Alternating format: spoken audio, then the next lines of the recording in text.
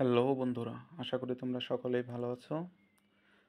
তো তোমরা ইতিমধ্যেই জেনেছো যে বাংলাদেশ আনসার ব্যাটালিয়নের একটি নিয়োগ বিজ্ঞপ্তি প্রকাশ হয়েছে। তো তোমরা অনেকেই অনেক ধৈর্য ধরেছিলে যে কবে আনসার ব্যাটালিয়নে নিয়োগ দেবে। তো তোমাদের ধৈর্য অবশেষে শেষও হয়েছে।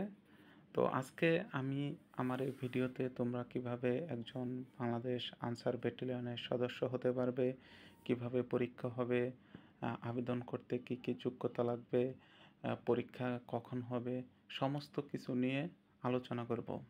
তো যারা আমার এই চ্যানেলে নতুন তারা আমার এই চ্যানেলটি সাবস্ক্রাইব করে দিবে, যাতে পরবর্তীতে যে কোনো চাকরি পরীক্ষার আর সার্কুলার এবং যে কোনো ডিফেন্সের চাকরির কিভাবে পরীক্ষা হয়, কিভাবে মাঠ হয়, সমস্ত কিছু আলোচনা করা হয় আমার ভিডিওগুলোতে। পরবর্তীতে যেন তোমরা অতি তাড়াতাড়ি আমার এই ভিডিওগুলো পেতে পারো, তার জন্য সাবস্ক্রাইব করে রাখবা।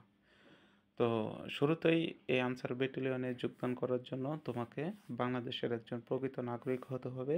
এবং আমি একটি কথা শুরুতেই বলি, যে এই আনসার ব্যাটালিয়নের একজন সদস্য হতে গেলে তোমার কিন্তু শারীরিকভাবে সুস্থ থাকতে হবে এবং তাদের যে যোগ্যতাগুলো রয়েছে এগুলো অবশ্যই পূরণ করতে হবে।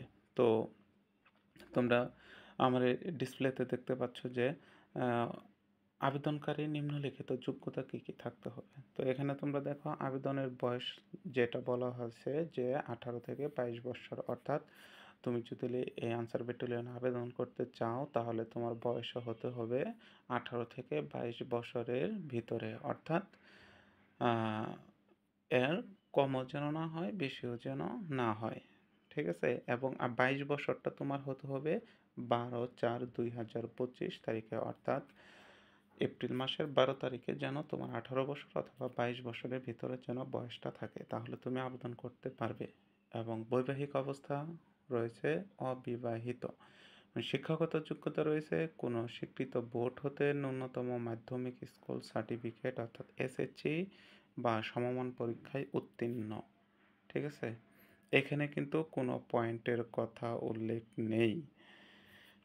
তবে যাদের রেজাল্ট ভালো রয়েছে তারা আশা করি যে তোমরা পরীক্ষায় পাশ করার পরে নিয়োগের ক্ষেত্রে অনেক এগিয়ে থাকবে যাদের ভালো রেজাল্ট রয়েছে। এবং শারীরিক যোগ্যতা যা যা লাগবে তোমরা দেখতে পাচ্ছ যে উচ্চতা লাগবে সর্বনিম্ন সাধারণ ও অন্যান্য প্রার্থীদের ক্ষেত্রে 1.676 মিটার অর্থাৎ 5 ফিট 6 ইঞ্চি ও ক্ষুদ্র নিগোষ্ঠী প্রার্থীদের ক্ষেত্রে 1.625 মিটার অর্থাৎ 5 ফুট 4 ইঞ্চি। এবং এখানে কিন্তু কোনো মেয়ে প্রার্থী আবেদন করতে পারবে না, আমি আবারও বলে দেই। এবং ওজন লাগবে সাধারণ অন্যান্য প্রার্থীর ক্ষেত্রে 49.895 কেজি অর্থাৎ 110 পাউন্ড এবং ক্ষুদ্র নিগোষ্ঠীতে লাগবে 47.173 কেজি অর্থাৎ 104 পাউন্ড। বুকের মাপ সাধারণ অন্যান্য প্রার্থীদের ক্ষেত্রে 81.28 থেকে 86.36 সেন্টিমিটার অর্থাৎ 32 থেকে 34 ইঞ্চি, অর্থাৎ তো সাধারণ অবস্থায় 32 এবং নিঃশ্বাস নিয়ে বুক প্রশস্ত করার পর অর্থাৎ ফোলানোর পর 34 ইঞ্চি।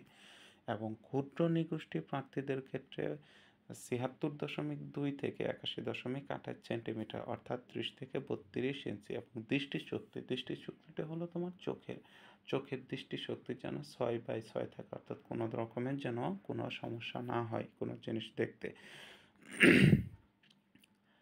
এখন দেখো তালিকাভুক্ত আনসার ভিডিপি সদস্য ও ক্রীড়া ক্ষেত্রে অসামান্য কৃতিত্ব অধিকারী প্রার্থীদেরকে কিন্তু অগ্রাধিকার দেওয়া হবে, অর্থাৎ যারা আনসার ব্যাটালিয়নের ট্রেনিং প্রাপ্ত আছো বা খেলাধুলায় পারদর্শী আছে, একটা সার্টিফিকেট আছে, তাদেরকে কিন্তু অগ্রাধিকার দেওয়া হবে।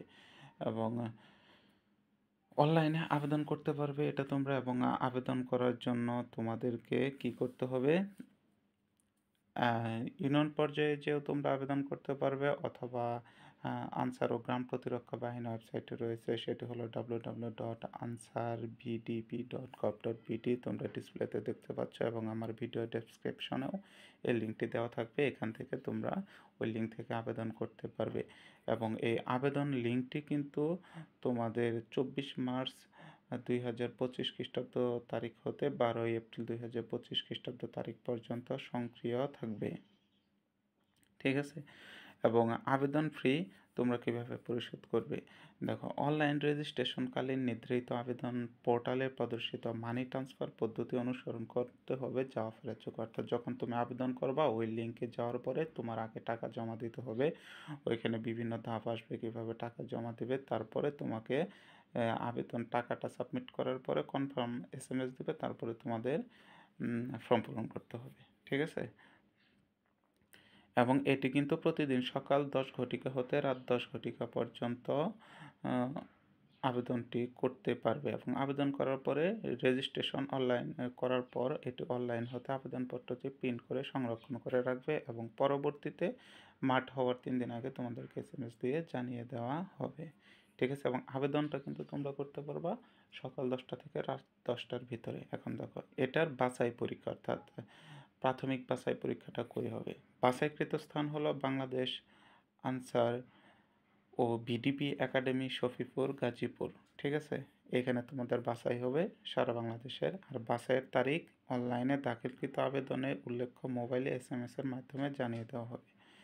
এবং প্রার্থীদের মেডিকেল ও লিখিত পরীক্ষা যেগুলা, অর্থাৎ প্রাথমিক স্বাস্থ্য পরীক্ষা উত্তীর্ণ হওয়ার পরে তোমাদের লিখিত এবং মৌখিক পরীক্ষা নেওয়া হবে।